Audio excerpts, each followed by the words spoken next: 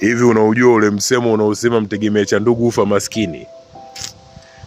Ule msemo ule huku Ulaya haupo kabisa, ila kwetu kule kwa Waswahili sasa.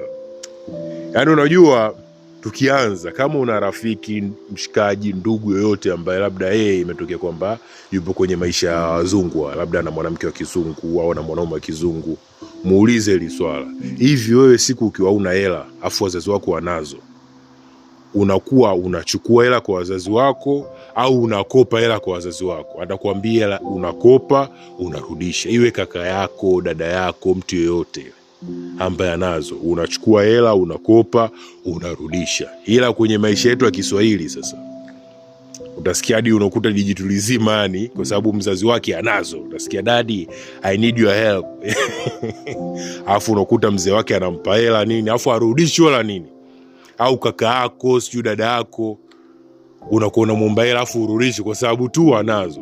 Sasa unakuja ule msemo ule mtegemea cha ndugu, alafu ile ufa maskini ile tunakuwa kama tunaisahau, kumbe ipo ile. Sasa mtu wa namna ile anakuja baadaye maisha yake hajui kutafuta, hajui uchungu wa hela, hajui chochote vile kuhusu hela, kwa sababu yeye anakuwa anapewa tu anapewa. Sasa wale watu wakiwa wamepotea maishani mwake, huyo mtu automatically anakuja kustruggle kwenye maisha kwa sababu hajui chochote kuhusu hela. Ndio maana ule msemo unakuja, mtegemea cha ndugu ufa maskini. Anyway, kuwa na siku njema.